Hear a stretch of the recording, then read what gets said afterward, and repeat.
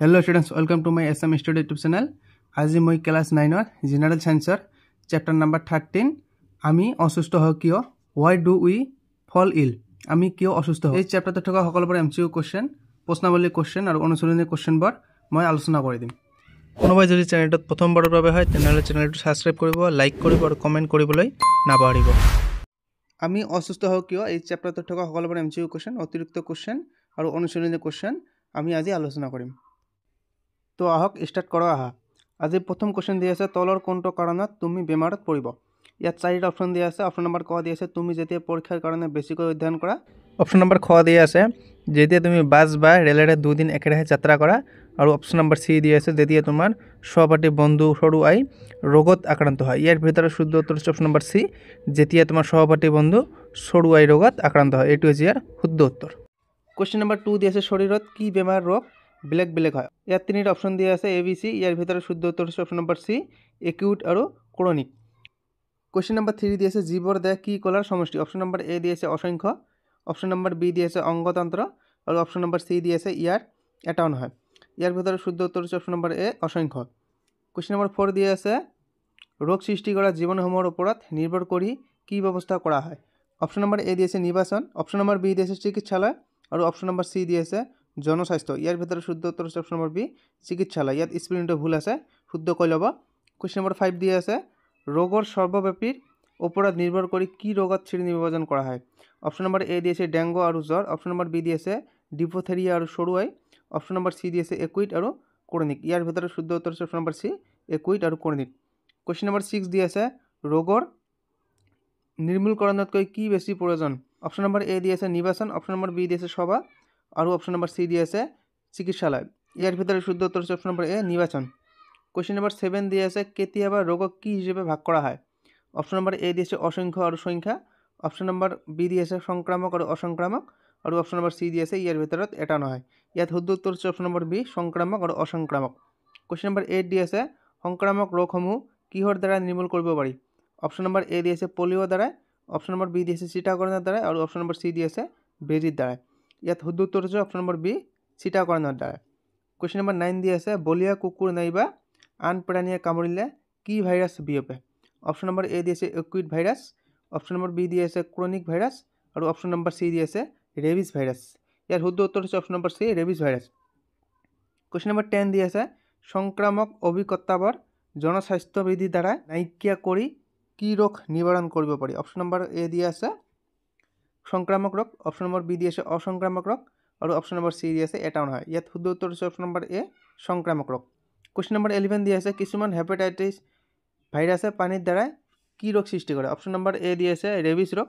Option number B দিয়া আছে সংক্ৰামক ৰোগ আৰু অপশন নম্বৰ সি দিয়া আছে জণ্ডিছ ৰোগ ইয়াত শুদ্ধ উত্তৰ আছে অপশন নম্বৰ সি জণ্ডিছ ৰোগ কোশ্চেন নম্বৰ 12 দিয়া আছে ভেকচিন শব্দটো কোনে প্ৰৱৰ্তন কৰিছিল important question option number A দিয়া আছে এডৱাৰ্ড জেন অপশন নম্বৰ বি দিয়া আছে এলবাৰ্ট আইনষ্টাইন আৰু অপশন নম্বৰ সি দিয়া আছে ছাৰ আইজাক নিউটন ইয়াত শুদ্ধ উত্তৰ আছে অপশন নম্বৰ এ এডৱাৰ্ড জেন কোশ্চেন নম্বৰ 13 দিয়া আছে ভেকচিন লেটিন শব্দ কিহৰ পৰা আহিছে important question option number A দিয়া আছে চেতি অপশন নম্বৰ বি দিয়া আছে ভেকা আৰু অপশন নম্বৰ ডি দিয়া আছে এটা নহয় ইয়াত শুদ্ধ উত্তৰ হৈছে অপশন নম্বৰ বি ভেকা কোশ্চেন নম্বৰ 14 দিয়া আছে কোনো অনুজীৱ নাইবা চিটাৰ দ্বাৰা প্ৰাণীদেহ আক্ৰান্ত হ'লে কি সৃষ্টি হয় অপশন নম্বৰ এ দিয়া আছে সংক্ৰামক অপশন নম্বৰ বি দিয়া আছে সৰু আই আৰু অপশন নম্বৰ সি দিয়া আছে অসংক্ৰামতাৰ ইয়াত শুদ্ধ উত্তৰ আছে অপশন নম্বৰ সি অসংক্ৰামতাৰ কোশ্চেন নম্বৰ 15 দিয়া আছে পৰৱৰ্তী আক্ৰমণৰ সময়ত সঞ্চিত কোষবোৰে কিহৰ বীজাণুসমূহ ধ্বংস কৰে অপশন নম্বৰ এ দিয়া আছে আক্ৰমণকাৰী অপশন নম্বৰ বি দিয়া আছে সংক্ৰামক আৰু অপশন নম্বৰ সি দিয়া আছে অসংক্ৰামক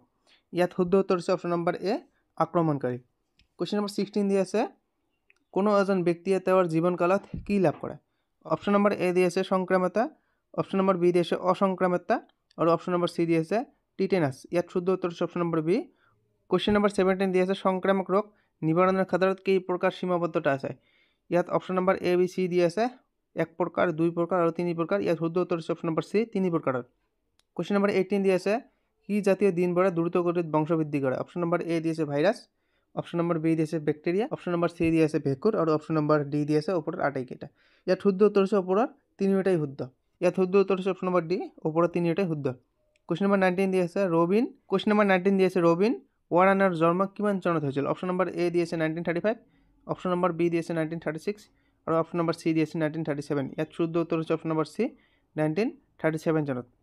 কুৱেশ্যন নম্বৰ 20 দি আছে লাষ্ট MCQ, বেৰী মাৰ্চেলৰ কিমান চনত জন্ম হৈছিল? অপশ্যন নম্বৰ এ দি আছে 1951, অপশ্যন নম্বৰ বি দি আছে 1952 আৰু অপশ্যন নম্বৰ চি দি আছে 1953। ইয়াত শুদ্ধ উত্তৰ হৈছে অপশ্যন নম্বৰ এ 1951। এতিয়া আমি কেইটামান এডিশ্যনেল কুৱেশ্যন পঢ়িম, অতিৰিক্ত কুৱেশ্যন। কুৱেশ্যন নম্বৰ 1 দি আছে সুস্বাস্থ্যৰ বাবে প্ৰয়োজনীয় যিকোনো দুটা ব্যৱস্থা উল্লেখ কৰা। ইয়াত উত্তৰ দুটা হৈছে, ব্যৱস্থা দুটা হ'ল নম্বৰ 1 দি আছে ৰাজহুৱা পৰিষ্কাৰ পৰিচ্ছন্নতা আৰু নম্বৰ 2 দি আছে টনকিয়াল অৰ্থনৈতিক অৱস্থা আৰু কৰ্মসংস্থাপন। তাৰোপৰি সামাজিক ক্ষমতা সুস্বাস্থ্যৰ বাবে প্ৰয়োজনীয়। কুৱেশ্যন নম্বৰ 2 দি আছে ৰোগৰ পৰা পৰিত্ৰাণ পাবলৈ প্ৰয়োজনীয় দুটা ব্যৱস্থাৰ উল্লেখ কৰা। উত্তৰ দি আছে ৰোগৰ পৰা পৰিত্ৰাণ পাবলৈ প্ৰয়োজনীয় দুটা ব্যৱস্থা হ'ল নম্বৰ 1 দি আছে ব্যক্তিগত পৰিষ্কাৰ পৰিচ্ছন্নতা আৰু নম্বৰ 2 দি আছে সুষম আহাৰ গ্ৰহণ। কুৱেশ্যন নম্বৰ 3 দি আছে ওপৰৰ দুয়োটা প্ৰশ্নৰ উত্তৰ একে ধৰণৰ নে বেলেগ কিয়? ইয়াত উত্তৰ হ'ব ওপৰৰ দুয়োটা প্ৰশ্নৰ উত্তৰ একে ধৰণৰ নহয়, কাৰণ সুস্বাস্থ্যৰ লগত সামাজিক পৰিৱেশটো জড়িত হৈ থাকে, কিন্তু নিজকে ৰোগমুক্ত কৰিবলৈ ব্যক্তি এজনৰ ব্যক্তিগত প্ৰচেষ্টা আৰু সচ অভ্যাসৰ প্ৰয়োজন হয়। তেনেদৰে নিজকে ৰোগমুক্ত কৰিবলৈ পৰিৱেশ পৰিষ্কাৰ কৰি ৰাখিও ব্যক্তিজনে সামাজিক পৰিৱেশৰ কাৰণে সুস্বাস্থ্যৰ অধিকাৰী নহ'ব পাৰে। কুৱেশ্যন নম্বৰ 4 দি আছে যদি তুমি অসুস্থ হৈছা আৰু যাৰ বাবে ডাক্তৰৰ ওচৰত চিকিৎসা কৰিব লাগে বুলি ভাবিছা তাৰ 3টা কাৰণ উল্লেখ কৰা। যদি ইয়াৰ কাৰণ মাত্ৰ এটা, তেতিয়া ডাক্তৰৰ ওচৰলৈ যাবা নেকি, কিয় যাবা আৰু নাযাবা? উত্তৰ দি আছে যদি আমাৰ মূৰ কামৰণি, কাহ, জ্বৰ, পায়খানা হোৱা আদি লক্ষণবোৰ দেখা দিয়ে তেতিয়া আমি অসুস্থ অনুভৱ কৰোঁ আৰু ডাক্তৰৰ ওচৰলৈ যাব লাগে বুলি ভাবোঁ।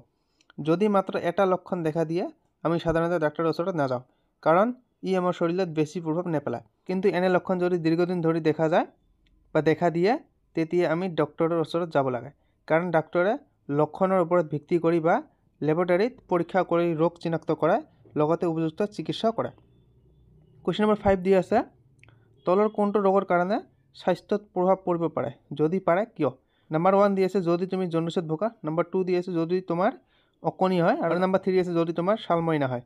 ইয়াৰ উত্তৰ হ'ব জণ্ডিছ এটা ৰোগ যিয়ে আমাৰ শৰীৰত দীৰ্ঘদিনীয়া প্ৰভাৱ পেলায়। ই ক্ৰমিক ৰোগৰ ভিতৰত পৰে। জণ্ডিছত মানুহৰ যকৃতত বহুতো প্ৰভাৱ পৰে আৰু মানুহৰ খাদ্য হজম হোৱাত বহুত অসুবিধা হয়। আনহাতে অকণি আৰু শালমইনা আমি চাফ চিকুণ হৈ থাকি নাশ কৰিব পাৰোঁ। কুৱেশ্যন নম্বৰ 6 দি আছে আমি অসুস্থ হ'লে কিয় স্বাধীন আৰু পুষ্টিকৰ খাদ্য খাবৰ কাৰণে পৰামৰ্শ দিয়া হয়? উত্তৰ হ'ব, উত্তৰ দিয়া আছে যেতিয়া আমাৰ বেমাৰ হয় তেতিয়া শৰীৰৰ সকলো কাৰ্য ঠিকমতে নচলে, ফলত আমাৰ খাদ্যবোৰ হজম নহয় বা লাহে লাহে হজম হয়। সেইকাৰণে স্বাধীন আৰু পুষ্টিকৰ খাদ্য খাবলৈ কোৱা হয়, যাতে সেইবোৰ সোনকালে হজম হয় আৰু আমাৰ শৰীৰে লাগতিয়াল পুষ্টি পায় বা পুষ্টিবোৰ পায়, লগতে শক্তিও পায়। কুৱেশ্যন নম্বৰ 7 দি আছে কি প্ৰক্ৰিয়াৰ দ্বাৰা সংক্ৰামক ৰোগসমূহ সঞ্চাৰিত হয়? উত্তৰ হ'ব বিভিন্ন ধৰণৰ প্ৰক্ৰিয়াৰ ৰোগসমূহ সঞ্চাৰিত হয়। ইয়াত 1 দি আছে নম্বৰ 1 দি আছে বায়ুৰ দ্বাৰা সঞ্চাৰিত হয়, যেনে পানী লগা, নিমনিয়া আৰু যক্ষা আদি ৰোগসমূহ আক্ৰান্ত ব্যক্তিৰ থু বা কাহৰ লগত অহা বীজাণু বায়ু কণিকাত মিহলি হৈ সুস্থ মানুহক অসুস্থ কৰিব পাৰে। নম্বৰ 2 দি আছে দূষিত পানী, নম্বৰ 2 দি আছে দূষিত পানী দূষিত খাদ্যৰ দ্বাৰা সঞ্চাৰিত হয়, যেনে কলেৰা ৰোগ। নম্বৰ 3 দি আছে অসুৰক্ষিত যৌন সম্পৰ্ক, ৰক্তদান আদিৰ পৰা সঞ্চাৰিত হয়, যেনে চিফিলিছ আৰু এইডছ ইত্যাদি। নম্বৰ 4 দি আছে মহ বা অন্য কিছুমান জীৱৰ দ্বাৰা বেমাৰ বিয়পে, যেনে জাপানীজ এনকেফেলাইটিছ, মেলেৰিয়া ইত্যাদি। কুৱেশ্যন নম্বৰ 8 দি আছে তোমালোকৰ স্কুলত সংক্ৰামক ৰোগ সঞ্চাৰিত নহ'বৰ বাবে কি ব্যৱস্থা গ্ৰহণ কৰিছা? ইম্পৰ্টেণ্ট কুৱেশ্যন হয়। ইয়াৰ উত্তৰ হ'ব স্কুলত সংক্ৰামক ৰোগ সঞ্চাৰিত নহ'বৰ বাবে আমি বহুতো পদক্ষেপ হাতত ল'ব পাৰোঁ, যেনে নম্বৰ 1 দি আছে সংক্ৰমিত ছাত্ৰ ছাত্ৰীৰ পৰা দূৰত থাকিব লাগে। নম্বৰ 2 দি আছে জ্বৰ, পানী লগা আদি হ'লে মুখ আৰু নাক ঢাকি ৰাখিব লাগে, অৰ্থাৎ মাস্ক পৰিধান কৰিব লাগে। নম্বৰ 3 দি আছে স্কুলৰ চাৰিওফালে পৰিৱেশ চাফ চিকুণ কৰি ৰাখিব লাগে। নম্বৰ 4 দি আছে বিশুদ্ধ পানী খাব লাগে বা পান কৰিব লাগে। নম্বৰ 5 দি আছে স্কুলৰ চৌহদত ক'তো পানী জমা হ'ব দিব নালাগিব, যাতে তাত মহে কণী পাৰিব নোৱাৰে। কুৱেশ্যন নম্বৰ 9 দি আছে ইম্পৰ্টেণ্ট কুৱেশ্যন অসংক্ৰাম্যকৰণ কি? ইয়াৰ উত্তৰ হৈছে আমাৰ শৰীৰত কোনো অনুজীৱ নাইবা চিটাৰ দ্বাৰা ৰোগ প্ৰতিৰোধ ক্ষমতা বা অসংক্ৰাম্যতাৰ সৃষ্টি কৰাকে অসংক্ৰাম্যকৰণ বোলে। চিটা বা অনুজীৱৰ দ্বাৰা প্ৰাণীৰ দেহত অসংক্ৰাম্যতাৰ সৃষ্টি কৰাৰ ফলত দেহত থকা ৰোগ প্ৰতিৰোধক কোষবোৰে ৰোগৰ বীজাণু ধ্বংস কৰি দেহক সুৰক্ষা দিয়ে আৰু ভৱিষ্যতে যাতে এই ধৰণৰ বীজাণুসমূহে ৰোগ সৃষ্টি কৰিব নোৱাৰে তাৰ বাবে কিছুমান কোষ সঞ্চিত হৈ ৰৈ যায়। কুৱেশ্যন নম্বৰ 10 দি আছে তোমালোকৰ অঞ্চলৰ স্বাস্থ্য কেন্দ্ৰত অসংক্ৰাম্যকৰণৰ কি ব্যৱস্থা আছে তোমালোকৰ অঞ্চলত কি ৰোগৰ প্ৰভুত্ব বেছি?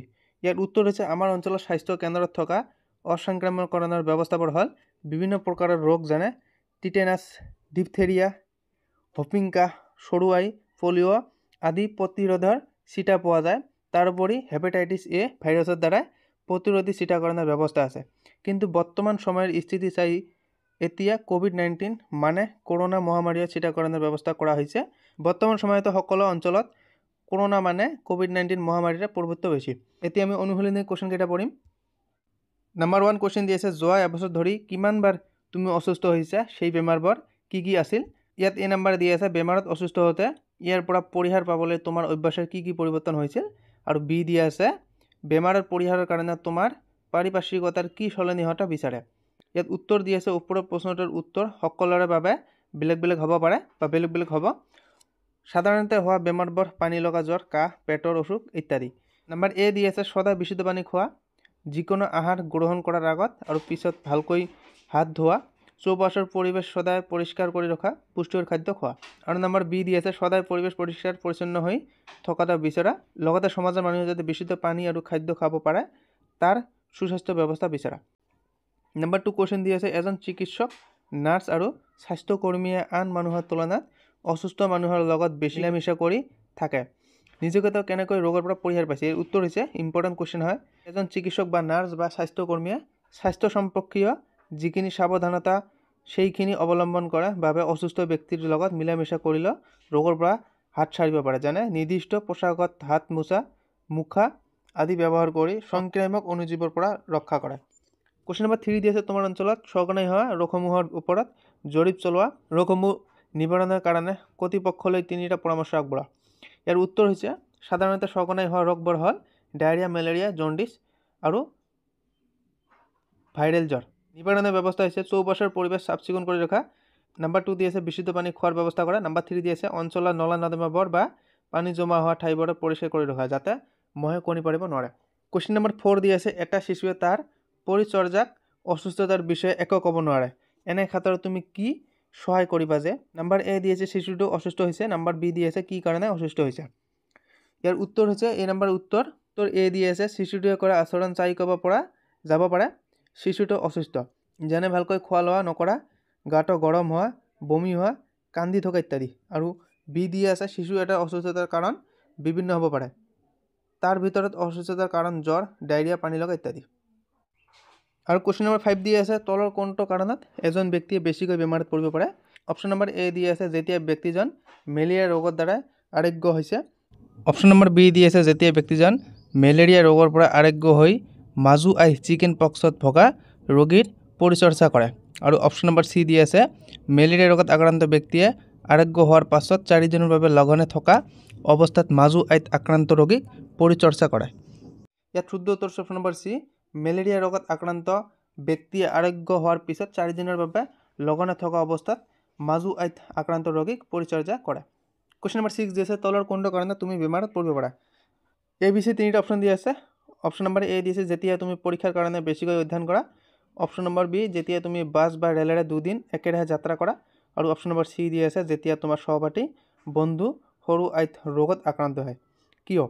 ইয়াৰ উত্তৰ হৈছে, যেতিয়া তোমাৰ সহপাঠী বন্ধু আৰু সৰু আই ৰোগত আক্ৰান্ত হয়, কাৰণ সৰু আই সংক্ৰামক ৰোগ আৰু ই বায়ুৰ যোগেদি হ'ব পাৰে। এই কুৱেশ্যনটো মই আগতে MCQ হিচাপে আলোচনা কৰিছোঁ, আৰু ইয়াতো দিয়াৰ কাৰণ হৈছে, কিয় দিয়া আছে, কাৰণ সৰু আই সংক্ৰামক ৰোগ আৰু ই বায়ুৰ যোগেদি হ'ব পাৰে। তো আজি ভিডিঅ' এইখিনিয়ে। যদি ভিডিঅ'টো ভাল লাগে তেনেহ'লে লাইক কৰিব, কমেণ্ট কৰিব আৰু চেনেলটো ছাবস্ক্ৰাইব কৰিবলৈ নাপাহৰিব।